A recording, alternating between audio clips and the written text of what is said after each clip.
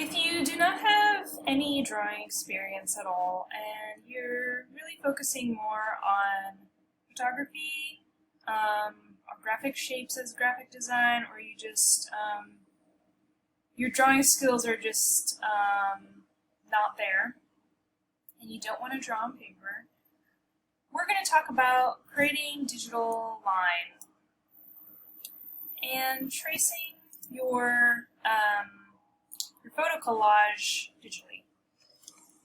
If you do not have one of these, you can still do it with the mouse. Let's talk about ways to recreate your photo collage as a digital line. You can see here that I did a lot of photo collaging, and if you're going this route where you're not going to draw everything, you really need to hone in on your digital collaging skills. There are 3 videos after this that really delve hard into removing backgrounds, using layer masks, and things like that. So you definitely are going to need to go heavy into photo collaging if you're not going to use your drawing at all. One thing that you're going to notice is that this is all black and white, and that is because originally we had this set to grayscale, and that is why everything that was put in is in black and white. If you want to start using color now, you can switch the mode to image mode RGB. I'm going to talk, and then just make sure you say don't merge. That's very important, otherwise all your layers will flatten. Let's talk a little bit about what I've done here, photo collage wise, and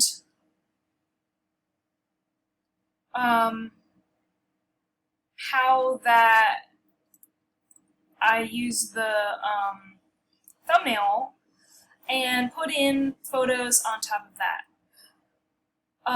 Really look at the videos later to get more detail about taking out backgrounds and things like that. But I had my original thumb and I needed like some reference for the hand here.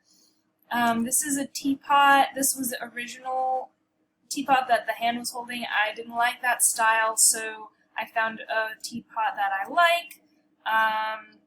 I have a background here, but you can see I took some photos of myself and my arm because I wanted to get that posh tea party hand for the posh teapot for the hummingbirds that are very fancy.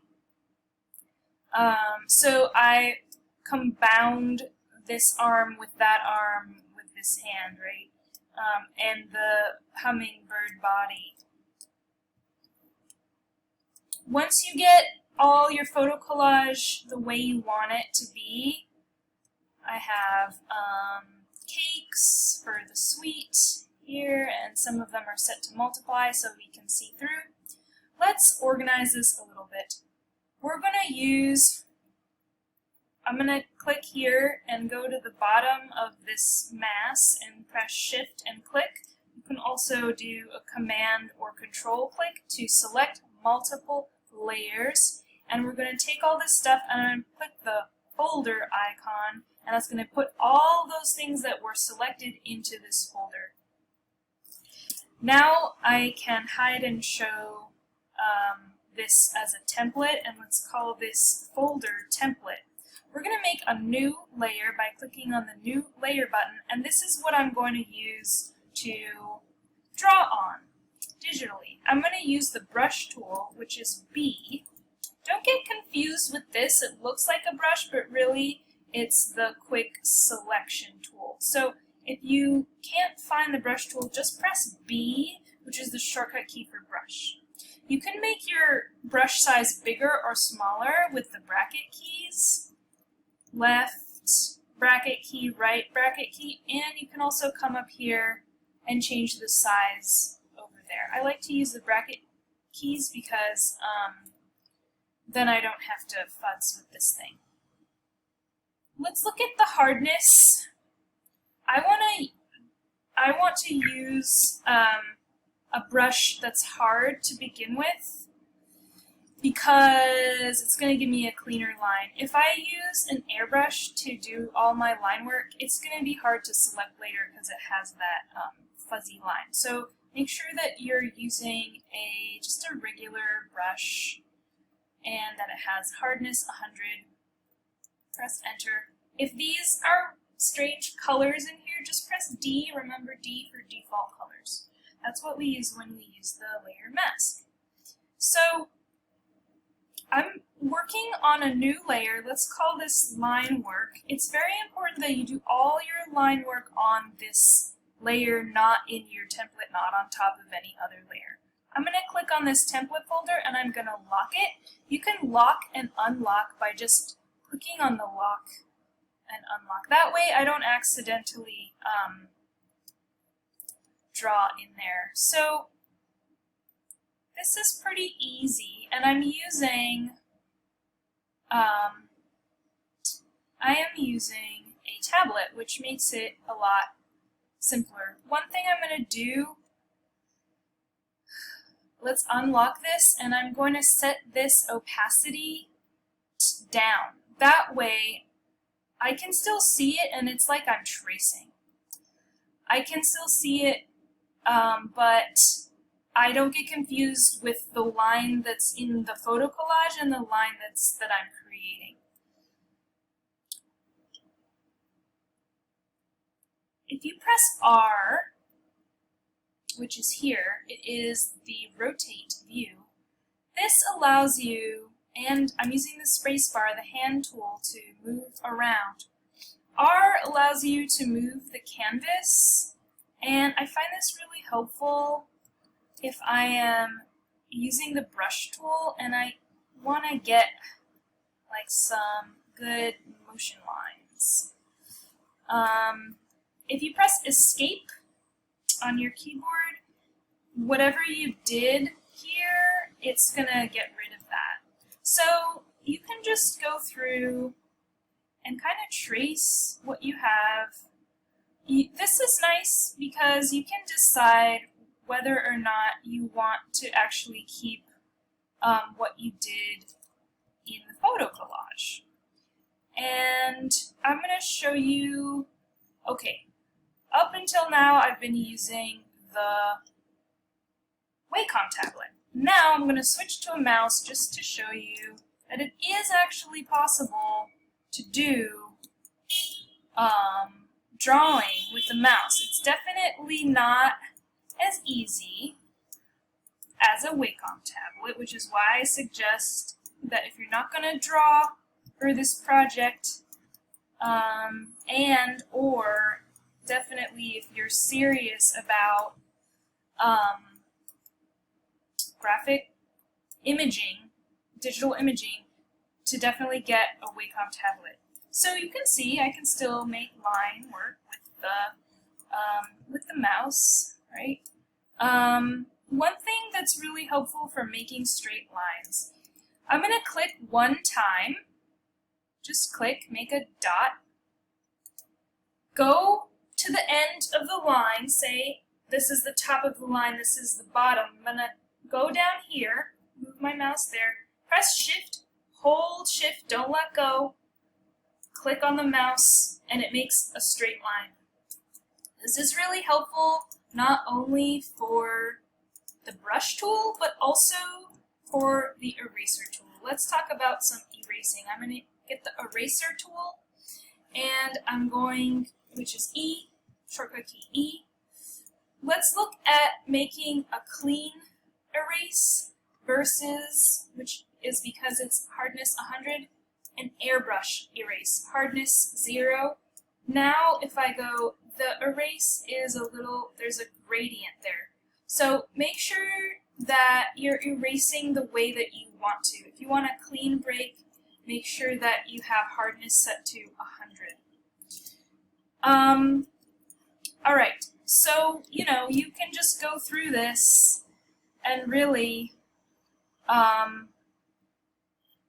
erase your image. I recommend, if you are not going to draw and you're going to do some heavy photo collaging, you're going to really need to not only rely on Google Images. Why? Because if you only rely on Google Images, there's that much more of a chance that you are going to have some copyright infringement problems. Please read the article about copyright infringement. We really want to make original artwork here, and the less you draw yourself, the more you rely on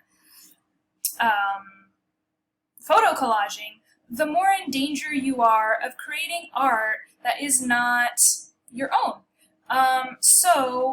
Because you're copying images, right? So take photos that are your photos, especially if you're,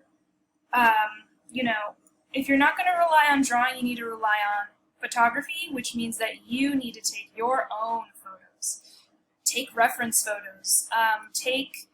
Start a library of your own photos that you take.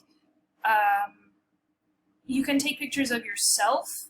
Now that you have Photoshop, you can collage things together. You can use pictures from your friends that you find on Facebook or Instagram or whatever. So you can see how I did not make that an actual hand. I'm trying to make this a wing. I just used the hand as a reference to figure out how I wanted the wing to go, what direction, and what I wanted to have happen here. But I'm not directly tracing absolutely everything. So take some creative license in what you are going to create yourself and what you're going to copy from your photos. If I see something that looks like exactly like your photo collage, and it looks too much like it's a problem with plagiarism, you're going to have to redo the assignment. So you need to be making imagery that is original and unique. You can use photos for reference, but you need to know the difference between a reference photo and plagiarism. Okay, so that's about it. And then what's nice is you can hide that and kind of see your line progress. You'll notice some areas have a thicker line and some have a thinner line, but the brush that I'm using now is a uniform line. What does that mean? There's no variation in the thickness or thinness of that line. Maybe you want to go into some of these brushes and really explore different lines using the brushes. Click on there and then go down and you should have a whole library. If you don't see anything here, click on this gear and you're going to have all of these different brush sets. I like to erase with the dry media brushes. And it's going to ask you, do you want to replace them? And I'm going to say, okay. And I'm going to say, okay. All right, so this is the brush that I like to erase with. If this doesn't look like that, click on the gear and you can see how it's shown. Stroke thumbnail is really nice because it shows you the way that the brush is. If it's like this, maybe you like looking at this better, this thumbnail image, small thumbnail, but yeah, go through here. Stroke thumbnail is something I like, and when we erase, I'm going to get the eraser tool. You can change the brushes when you're in the eraser tool, so you can erase with different kinds of brushes, and I can go in here and I can erase and give it like a textured erasing.